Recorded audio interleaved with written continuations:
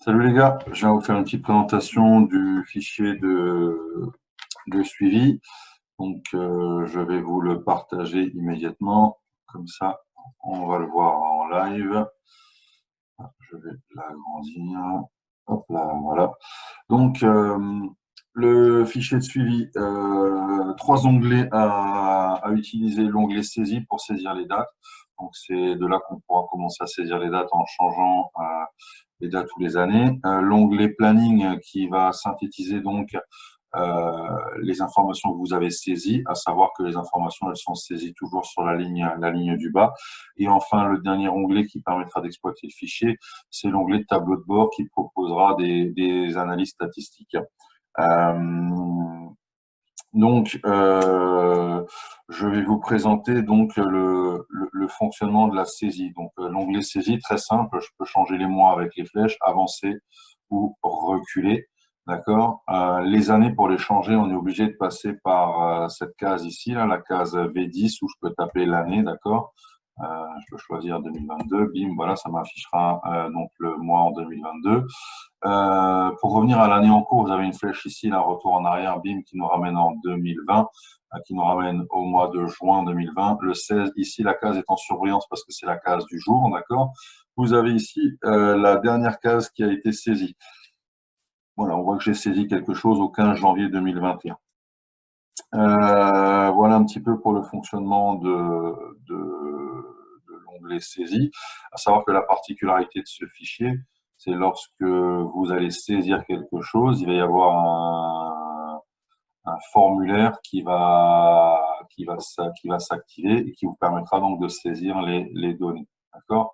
Donc, par exemple, moi, je vais retourner au mois de janvier 2021, voilà, qui est l'endroit où j'avais commencé les saisies. Je crois que je m'étais arrêté au 15. Donc, je peux aller écrire au lundi 18 janvier. Je vais pouvoir choisir la structure, le club qui me concerne.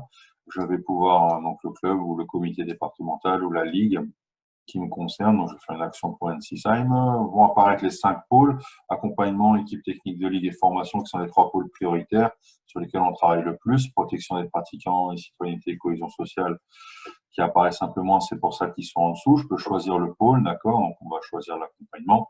Dans l'accompagnement, on a toutes les missions du club. On va choisir la labellisation, par exemple. On va pouvoir noter notre remarque. Test, remarque. Voilà. Je passe au formulaire saisie du type de journée pour identifier le type de journée, si c'est une journée travaillée, si ça a déjà été renseigné, donc si vous avez déjà noté que c'était une journée travaillée ou pas.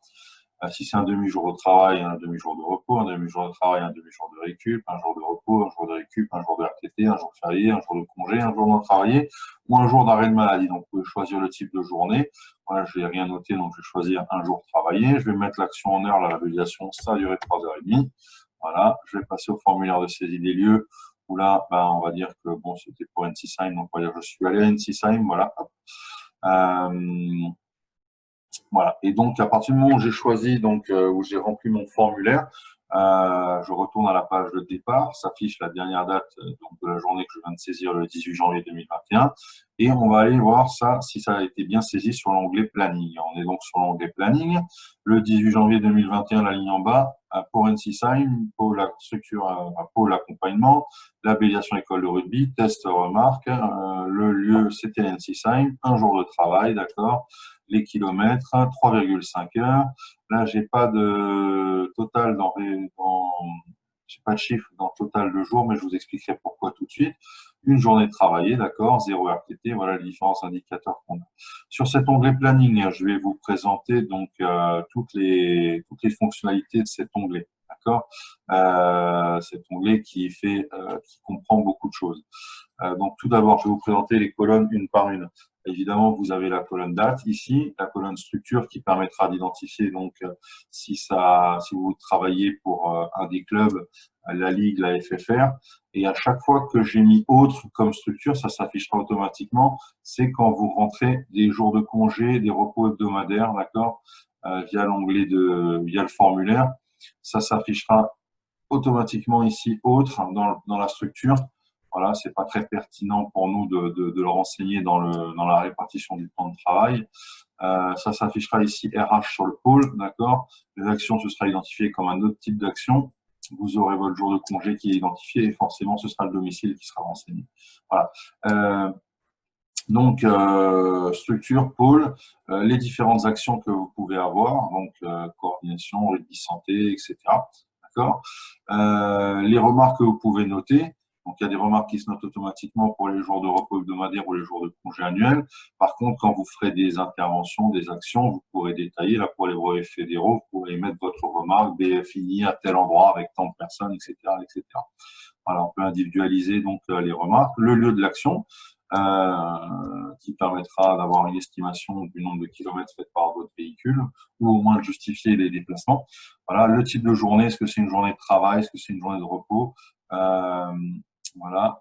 Donc, je vais vous prendre par exemple ici, jour déjà renseigné, vous avez vu, je l'ai noté, parce que si je reprends le 28 décembre, là, je reprends les 4 jours, les 4 actions que j'ai notées le 28 décembre, on s'aperçoit que j'ai déjà noté un jour de travail et 3 fois j'ai comptabilisé jour déjà renseigné pour éviter qu'à chaque fois on se retrouve ici, si à chaque fois je note jour de travail,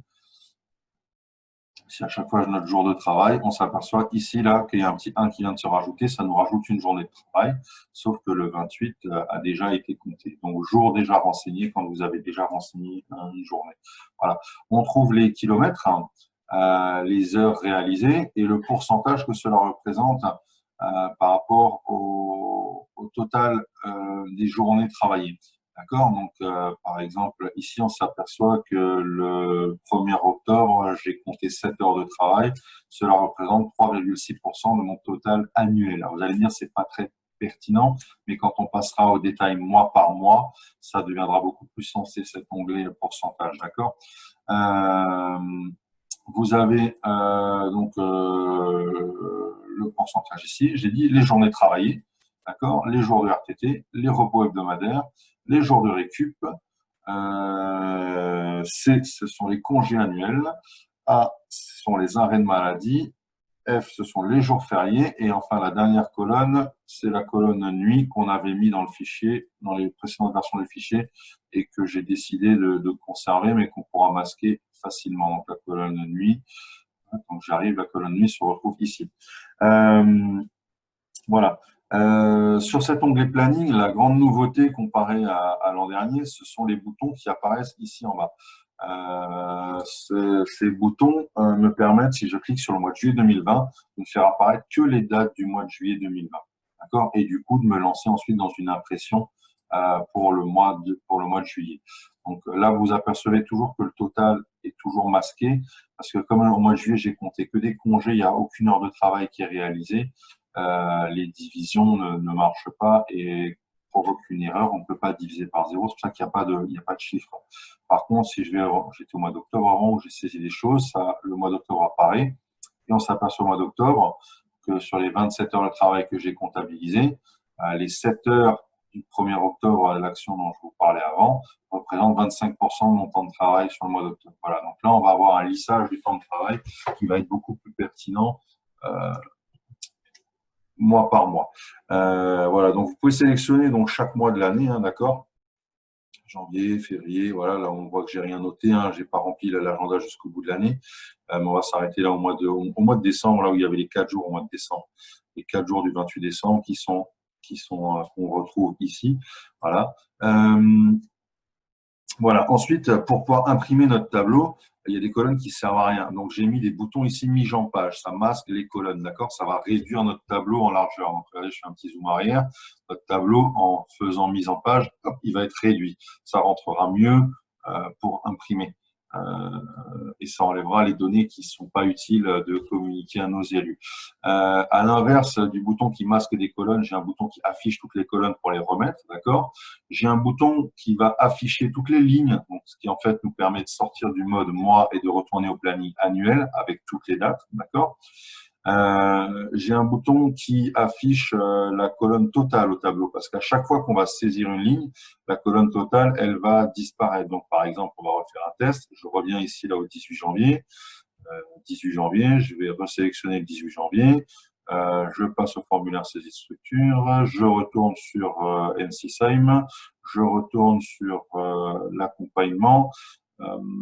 Cette fois-ci, à la conception de projet pédagogique, on va mettre que c'est la suite de la labellisation. Voilà.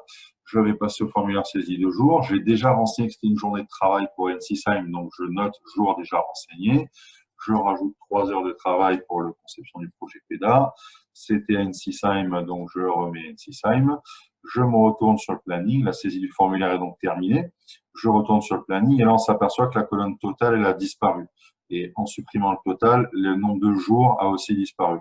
Donc, du coup, je suis obligé de recliquer sur afficher le total pour le remettre en page. Et vous avez l'option, évidemment, enlever le total aussi. Voilà. Ça, c'était pour la présentation très succincte du fichier de suivi. Enfin, notamment sur le planning. Et maintenant, je vais vous montrer le tableau de bord. Donc, le tableau de bord, à chaque fois que vous allez cliquer sur l'onglet tableau de bord, vous apparaîtrez sur cette page. Malheureusement, les données qui viennent d'être saisies ne sont pas saisies automatiquement. D'accord? Le tableau, il est dynamique, mais il nécessite une actualisation. Donc, en cliquant sur ce bouton, ça va mettre à jour les dernières données qui viennent d'être renseignées, donc là, notamment pour le mois de janvier pour le club d'NCSIME, et ça va afficher toutes les lignes et la barre totale sur le planning, parce que sinon, les statistiques sont fausses. Donc, si par exemple, je me retourne au mois de janvier pour retrouver la dernière info que j'ai saisie sur NCSIME ici, je vais sur le tableau de bord, je vais faire actualiser les tableaux, ça va prendre en compte les nouvelles données que je viens de saisir, et sur l'onglet planning, on aura réaffiché toutes les lignes. On sera sorti de ce mode-là. D'accord? Voilà. Donc, l'actualisation des tableaux s'effectue ici. Et dans les graphiques qui sont extraits donc, des tableaux, les graphiques qui sont extraits des tableaux, pardon, j'ai inséré des segments. Les segments, celui-là ici n'est pas adapté en taille, je vais le reparamétrer. Voilà. J'ai inséré des segments et ces segments permettent une chose, c'est qu'ils permettent d'identifier les pôles que vous voulez voir. Donc, par exemple, regardez, je clique là, je vais choisir accompagnement. Hop là. Alors, je vais juste comparer formation et protection des pratiquants. Voilà, ça me permet d'identifier ces deux pourcentages-là. Ce qui est pas mal, c'est qu'on peut tous les sélectionner manuellement aussi. D'accord, on peut dégager la formation. Voilà, je remets la formation. Et là, j'ai le pôle RH qui prend les congés, qui a 0 forcément, vu qu'on ne travaille pas dans le pôle RH. Mais celui-là, il apparaît forcément. Mais je vous conseille de le masquer parce qu'il n'est pas pertinent de le montrer. Donc, on a la répartition pôle par pôle. Et si vous faites varier, là, on voit que c'est la formation qui arrive en tête avec 33%. Si maintenant, je retourne sur le planning ici, je vais aller mettre équipe technique. Là, au lieu de mettre 3 heures, je vais en mettre 50. Voilà, bim. Je vais retourner sur mon tableau de bord. Je vais faire actualiser le tableau. Donc là, on voit que c'est la formation qui est en premier. J'actualise le tableau. On voit que c'est l'équipe technique de ligue qui est repassée devant en pourcentage, d'accord? Donc, c'est toujours le tableau est classé le plus grand ou plus petit ici, d'accord? Même principe pour la répartition de l'activité par pôle et par action, d'accord? On se retrouve ici, là, avec accompagnement, cohésion sociale. On peut identifier les choses une par une ou on peut en sélectionner plusieurs afin de toutes les faire, toutes les afficher, d'accord? On va avoir tous les pôles qui vont s'afficher. D'accord? Et à chaque fois, dans les pôles, on va avoir le détail des actions qui sont mises par pôle. Donc, la vision de tous les pôles en commun n'est peut-être pas la plus pertinente. Par contre, quand je suis capable d'en choisir un seul, on se retrouve avec un détail assez précis. Voilà, on voit que sur la protection des pratiquants, j'ai fait que du rugby santé. Là, voilà, j'ai renseigné que du rugby santé. À l'inverse, si je prends la formation, on voit que dans les brevets fédéraux et l'offre de formation, la formation se répartit sur brevets fédéraux, offre de formation et autres. Il n'y a pas d'heures qui ont été renseignées. Voilà. Si je prends équipe technique de ligue, on s'aperçoit, donc je vais enlever la formation, voilà, équipe technique de ligue, on s'aperçoit que l'équipe technique de ligue, c'est 32% du travail d'équipe technique de ligue. Enfin, l'équipe technique de ligue, c'est 36% de mon temps de travail annuel, mais 32%, c'est l'équipe technique et 4%, c'est la partie information FFR. Voilà. Donc, on a une répartition des actions qui sont effectuées dans chaque pôle. Voilà. Enfin, pour terminer, on a un autre graphique qui est intéressant aussi, qui est aussi classé du plus grand au plus petit. C'est le graphique structure. Voilà, qui reprend donc tous les clubs qui sont classés là de mémoire par ordre alphabétique. Ça, on n'a pas le choix. Et par contre, le classement s'effectuera toujours de là où il y en a le plus à là où il y en a le moins. Voilà, toujours comme avant, je vous conseille d'enlever le pôle autre qui correspond à 0% parce que le pôle autre, normalement, est censé représenter le temps où on ne travaille pas. Tout comme ici, le pôle RH est aussi un pôle où on ne travaille pas vu que c'est les congés qui sont posés. Voilà. J'ai fait le lien entre les différents onglets. Il y a des onglets qui sont cachés que je vous expliquerai dans une prochaine vidéo comment on les atteint. Voilà, j'espère que ma présentation elle a été assez courte, que je suis pas allé trop rapidement et que si vous avez pu tout bien comprendre. Et puis de toute manière, si vous avez des questions, n'hésitez pas à me les poser, d'accord? Je serai là pour vous répondre. Et en attendant, ben, je dis bonne veille!